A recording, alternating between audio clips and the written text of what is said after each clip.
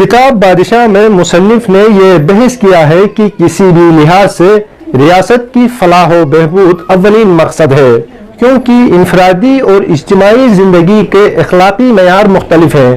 گو اس اصول کے مطابق مفاد عامہ کے خاطر تشدد اور فریب سے کام لینا جائز ہے، اگرچہ انفرادی تعلقات میں ایسے کام اور افعال قابل نفرت اور مجرمانہ تصور ہوں۔ اس کتاب میں کل 26 ابواب ہے، لیکن ہم سب سے پہلے کتاب کا آغاز باب نمبر 14 سے کرتے ہیں۔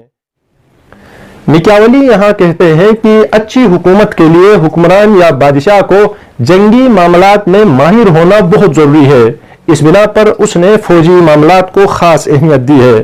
آئیے باب نمبر 14 کا آغاز کرتے ہیں کہ میکیاولی کیا کہتے ہیں۔ بادشاہ کے جنگی فرائض۔ بادشاہ کی توجہ کا مرکز صرف ایک ہونا چاہیے اور اس کے دماغ میں بس ایک خیال کے لیے جگہ ہونی چاہیے، یعنی جنگ کے لیے۔ اسے مہارت بھی جنگ اور اس کے تمام متعلقات میں پیدا کرنی چاہیے۔ یہی وہ فن ہے جو حاکموں کے لیے موزوں ہے، پھر یہ مفید بھی اس قدر ہے کہ اس کی بدولت نہ صرف خاندانی بادشاہ اپنی حکومت قائم رکھ سکتے ہیں، بلکہ معمولی افراد بھی اس کی مدد سے بادشاہت کے اعلیٰ رتبے تک پہنچ سکتے ہیں، برخلاف اس کے جب بادشاہ جنگ سے توجہ ہٹا لیتے ہیں اور لہو لعب میں پڑ جاتے ہیں تو وہ اپنے مقبضات سے بھی ہاتھ دھو بیٹھتے ہیں۔ جس طرح اس فن سے بے توجہی تباہی کا سبب ہوتی ہے، اسی طرح اس فن میں مہارت پیدا کرنے سے یقینی طور پر طاقت حاصل کی جا سکتی ہے۔ بادشاہ کو کبھی مسائل سے توجہ نہیں ہٹانی چاہیے۔ زمانہ جنگ ہی میں نہیں، امن و امان کے دوران میں اور بھی زیادہ دلچسپی لینا چاہیے۔ یہ ممکن ہے دو طرح سے، ایک عملی طور پر، دوسرے مطالعے کے ذریعے۔ جہاں تک عمل کا تعلق ہے، اسے چاہیے کہ اپنی فوج کو صف آرائی کی اعلیٰ تعلیم دے، قواعد کی پابندی کرائیں، علاوہ ازیں اسے شکار برابر کھیلتے رہنا چاہیے۔ یہ اس لیے کہ اس کا جسم سختیوں اور تکان کا عادی ہو، اسی کے ساتھ اس مقامات کا علم حاصل ہو۔ وہ پہاڑوں کے ڈھال، وادیوں کی کشادگی، میدانوں کی وسعتیں دیکھیں، دریاؤں اور دلدلوں سے واقفیت حاصل کریں اور اس مضمون پر زیادہ سے زیادہ توجہ صرف کریں۔ یہ معلومات دو طرح پر اس کے کام آئیں گی۔ اولاً اسے اپنے ملک کی واقفیت حاصل ہوگی اور اس کی مدافعت کے طریقوں کو بہتر سمجھ پیدا ہوگی، اور دوسرے اپنے ملک کے مختلف مقامات کی واقفیت سے یہ بھی فائدہ ہوگا کہ جن علاقوں کو وہ پہلے سے نہیں جانتا اسے بھی ذرا سی دیر میں سمجھ سکے گا۔ بادشاہ کو چاہیے کہ تاریخ کی کتابوں کا مطالعہ کریں۔ ان کتابوں میں مشاہیر کے کارناموں کو خاص طور پر ذہن نشین کرنا چاہیے کہ وہ جنگوں میں کیا کرتے تھے۔ ان کی فتوحات اور شکستوں کے اسباب پر غور کرنا ضروری ہے تاکہ جہاں انہیں کامیابی ہوئی وہاں ان کی پیروی کی جا سکے اور ان کی غلطیوں سے احتراز۔ اور سب سے بڑی بات یہ ہے کہ زمانہ گزشتہ کا اکثر اکابر کی طرح وہ نمونے کے طور پر کسی ایسے شخص کو اپنے سامنے رکھیں جو اس سے پہلے غیر معمولی شخصیت اور ناموری حاصل کر چکا ہو۔ اسے چاہیے کہ ایسے شخص کے کارنامے ہر وقت اپنے پیش نظر رکھیں۔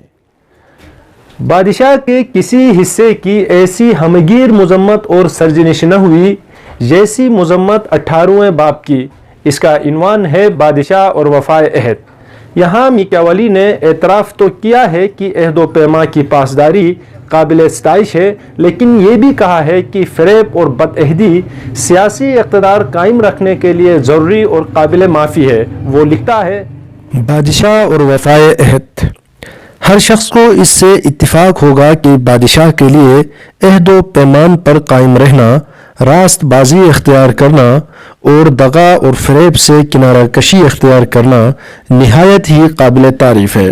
مگر ہمارے زمانے میں جو واقعات پیش آئے ہیں ان میں خود ہم نے اپنی آنکھوں سے دیکھا ہے کہ ایسے بادشاہوں نے جنہوں نے عہد و پیما کی کبھی پرواہ نہ کی اور دوسرے کو دھوکے اور فریب سے نیچا دکھایا، بڑے بڑے کارہائے نمایاں سر انجام دیے۔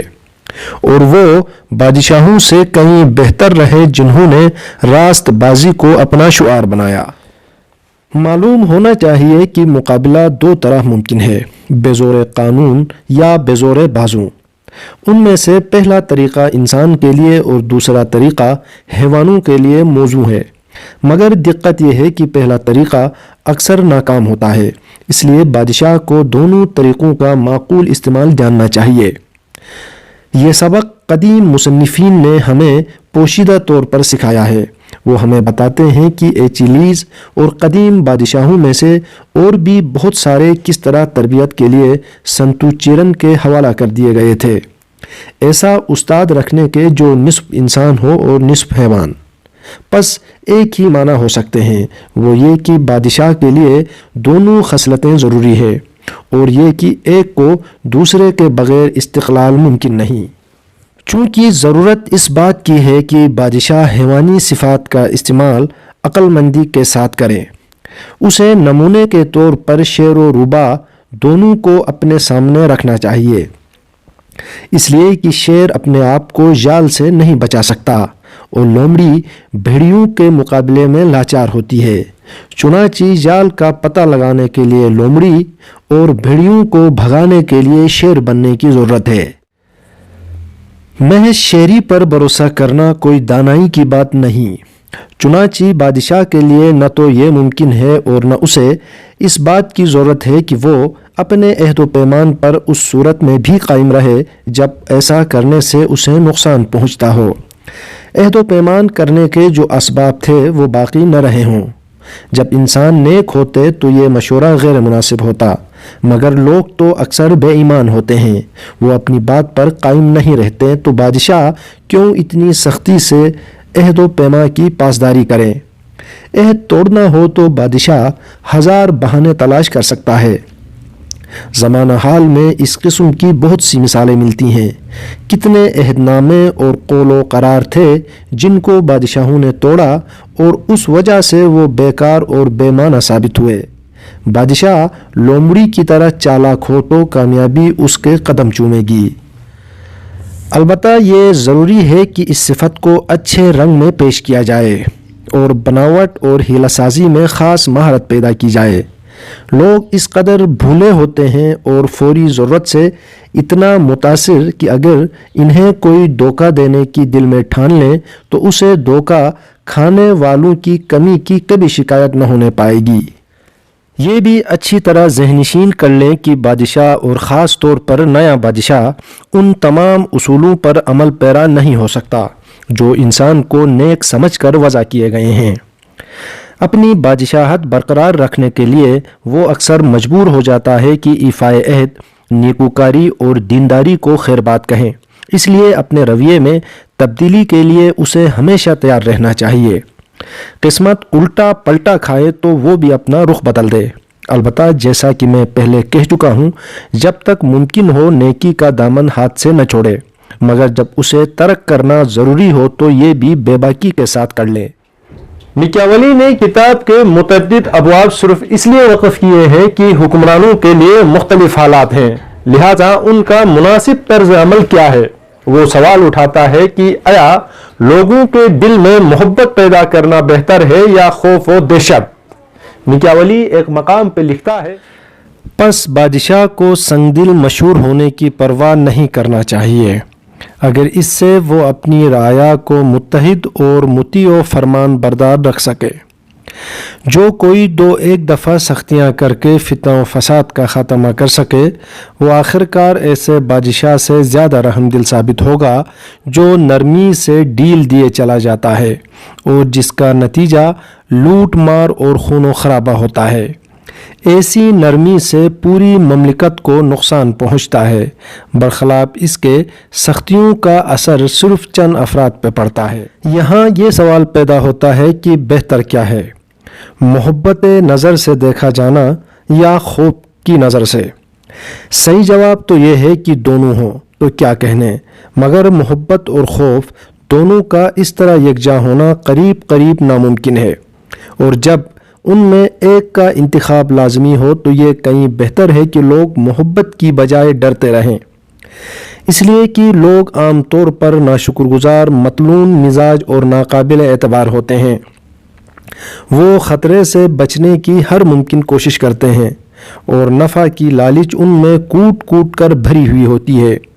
جب تک آپ سے انہیں نفع پہنچتا رہے اس وقت تک آپ کا دم بھرتے رہتے ہیں، اور جب کوئی فوری ضرورت نہیں ہوتی آپ کی خاطر خون بہانے پر آمادہ ہو جاتے ہیں اور اپنا مال اور اپنی جانیں اور اپنی اولاد کو قربان کرنے پر تیار نظر آتے ہیں، مگر جب واقعی ایسا کوئی موقع پیش آتا ہے تو آپ کے مخالف بن جاتے ہیں۔ میکیاولی کی کتاب بادشاہ کا اختتام اس بات پر ہوتا ہے جس میں اٹلی کی آزادی کے لیے دعوت دی گئی ہے۔ یہ حب وطن کی ایسی دعوت ہے جو دلوں میں گونج پیدا کرتی ہے۔ وہ لکھتا ہے، اٹلی کے لیے کوئی مجاہد آگے قدم بڑھائیں کیونکہ موجودہ ملک کی حالت ذلت خیز ہے۔ یہ اسرائیلیوں سے زیادہ غلام ہے، ایرانیوں سے زیادہ مظلوم ہے، اہل ایتھنز سے زیادہ پھوٹ کا شکار ہے۔ اسے بری طرح پامال کیا جا چکا ہے، ہر شکل میں تباہی کے حوالے کر دیا ہے۔